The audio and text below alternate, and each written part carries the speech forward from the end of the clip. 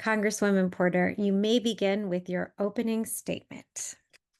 Thank you, everyone, for being here. I'm going to get this back on schedule, back on time for all of you, because I'm so grateful for you.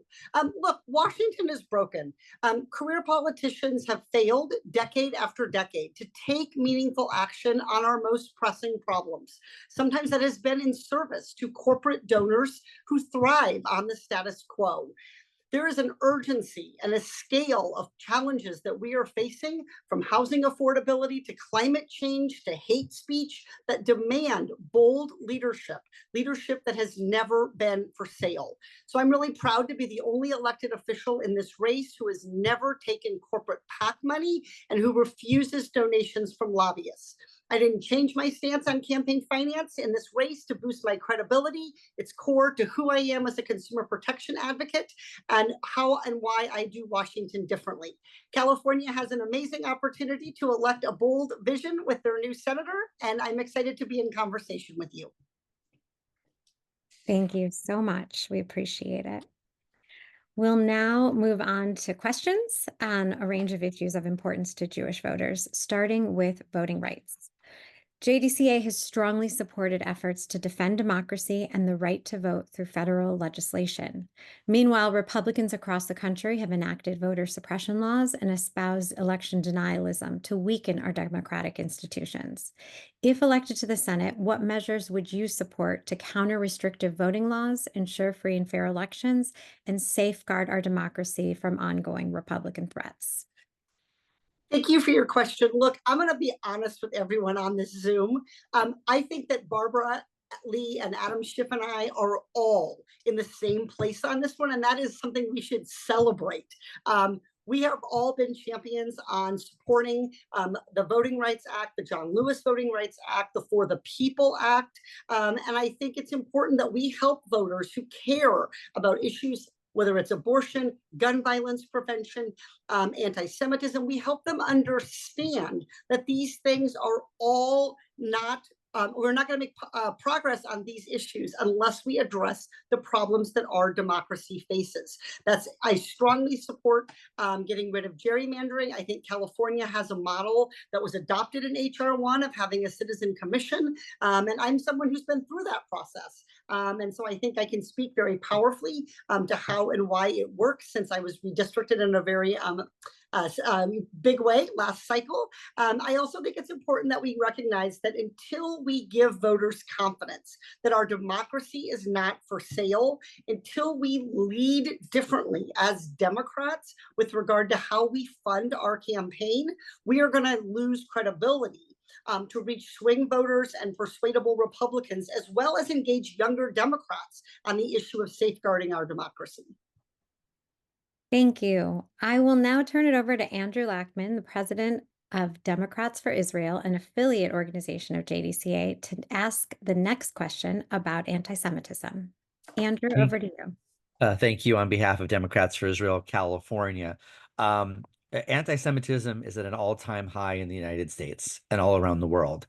According to the FBI, although Jews make only 2.4% of the American public, they account for 60% of religiously motivated hate crimes. Protests targeting Jewish businesses and institutions have forced Jewish Americans to take new security precautions amongst rising threats.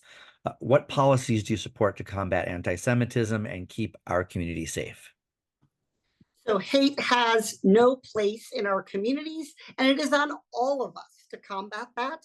I think that's true in all of the forms of hatred that we are seeing on the rise, but it is especially true and important to understand that anti-Semitism has often been the kind of most pernicious, most base form of hate that is often linked and used to then foment hate and hate crimes toward others, including the LGBTQ population and the Black population. So everybody needs to be engaged in combating anti-Semitism. I fought for and delivered more federal funding for our community-based organizations to combat hate crimes, including against the Jewish community. So in the 2022 budget bill, I supported that, and I was also an early backer of President Biden's national strategy to counter anti-Semitism. I've worked with educators, for example, to bring educational programming to my district. For example, I was the first congressperson to ask the Holocaust Museum to bring their exhibit on America during the war and run up to World War II to Orange County.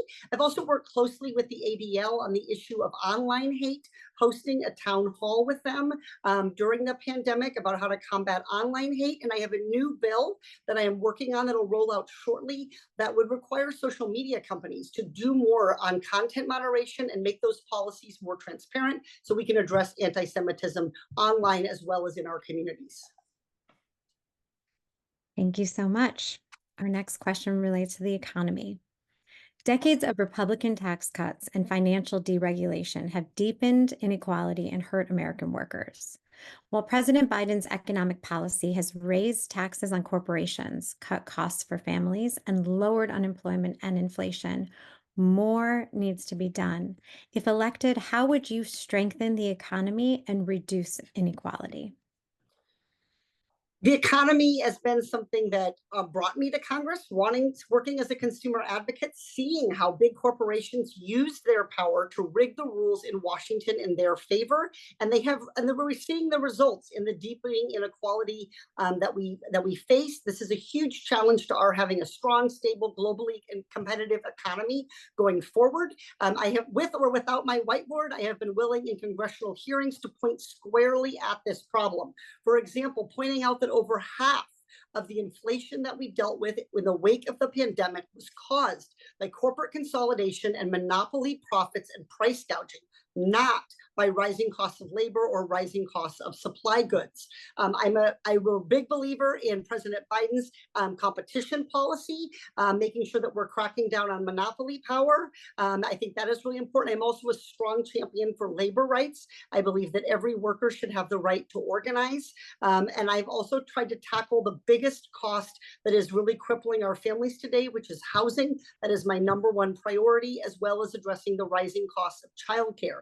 The simple fact is, families cannot, without help from the federal government, structurally changing our economy, whether it's through the tax code or through addressing the cost, cannot manage to deal with the costs of housing, childcare, and college. So even as President Biden has done important work in conjunction with Congress, which I've been proud to vote for, to lower families' costs, those big three costs are still swamping families. Thank you. Polling consistently shows that defending abortion access and reproductive freedom is a top issue for Jewish Americans. For Jews, this issue is one of both justice and religious freedom. Jewish law requires abortion in some cases, and abortion bans are an infringement on both our bodily autonomy and our religion. Do you support abolishing the Senate filibuster to pass a federal law protecting abortion rights? Yes, and I support abolishing the filibuster, period, I should be clear, because I don't think we're going to be able to do the work we need to do on voting rights either, unless we abolish the filibuster. Look, I have a lot of experience talking to swing voters about abortion, and I know how to talk about this issue in a way that wins every vote that we need while not backing away from the core principle of supporting abortion rights. This is a freedom issue. And as you rightly point out, it also is, for the Jewish community, a religious freedom issue. Every person, every family should be free to make their own choice about when and if to have a child, and if and when an abortion is right for them. This is not an area in which government should be making decisions, and that's what the vast majority of Americans believe. I think one of the things I bring to this race is my ability to talk about this issue in a way that respects those who have different views and ask them to be allies in supporting everyone's ability to make their own decision. I think I've been a champion, of course, for the Women's Health Protection Act, which would be a nationwide protection for abortion.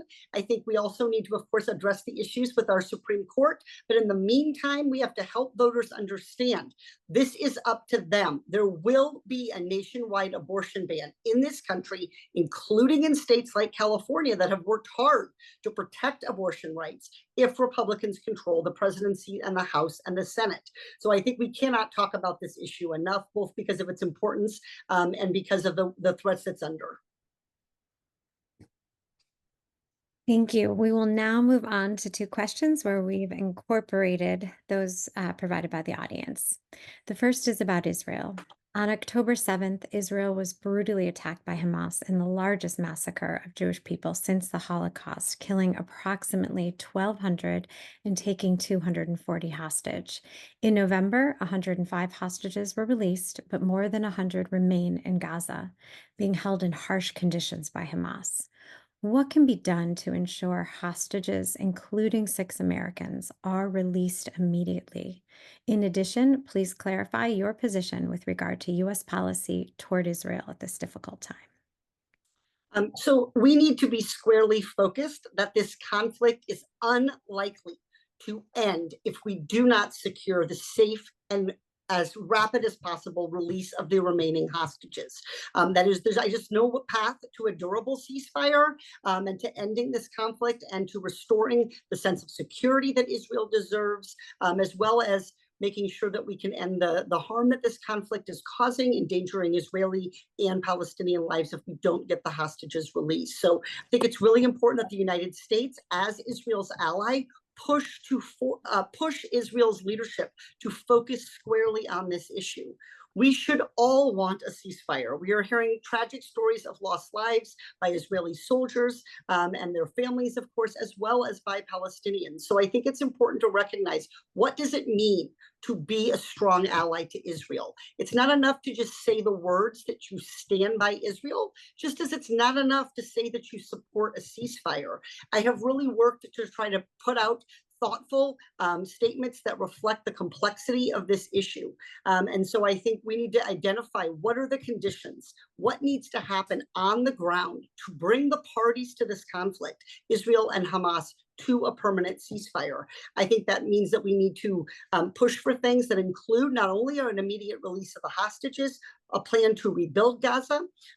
We need to think about how to eradicate Hamas as leaders of Gaza. I don't see a path to a permanent ceasefire with regard to that.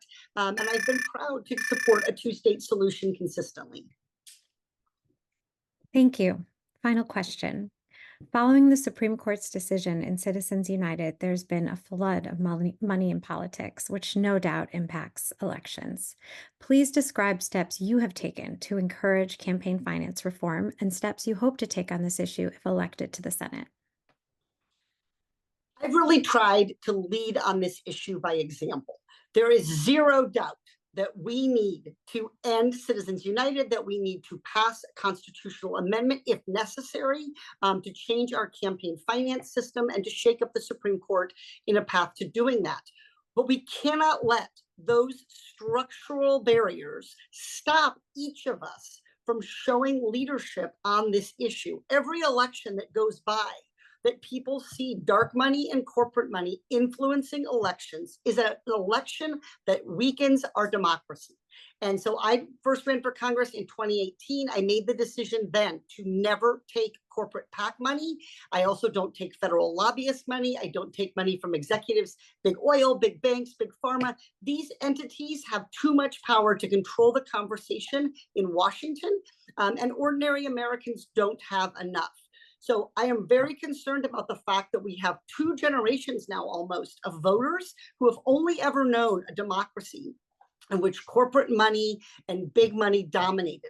So I've been proud to show that you can raise the money you need to win the very most expensive House race that, like mine was last cycle, and you can do it with a grassroots army and without corporate money. So I think we need a leader who acts to strengthen our democracy with their actions, as well as talking about that issue, but really demonstrating it through how you lead your own campaign. Thank you for your responses to the questions, including within the time limits. We appreciate it. And you now have the opportunity for 1.5 minutes of a closing statement. Thank you so much for having me today. I'm so excited to be talking with you and appreciate all your advocacy. Look, we cannot continue to sell our democracy off to the highest bidders, from big oil to big banks. We have too many politicians who get to Washington on Wall Street's dime, and it shows through decades of inaction on issues like taxes and inequality, through watered down guardrails to protect our planet, and even blatant corporate giveaways. I am not beholden to special interests, and I'm not afraid to call out Washington's traditions that by design benefit Wall Street over workers. Traditions like schmoozing with lobbyists or taking millions from corporate PACs. I'm not afraid to take on the big fights and to win, holding corporate CEOs and government officials to account. I'm proud to have already written new laws to take on big pharma's unfair price hikes, to improve mental health care, to hold polluters accountable, and to boost the oversight of big insurance. I have proven that I cannot be bought to look the other way when corporate special interests threaten our democracy and cheat everyday Americans. I think this is the bold, unapologetic leadership that the US Senate needs to solve our biggest problems, from housing unaffordability to climate change to income inequality. I think it's important that we shake up the status quo in Washington and restore confidence in our democracy and deliver for Californians. Thank you so much for your participation and for having me today.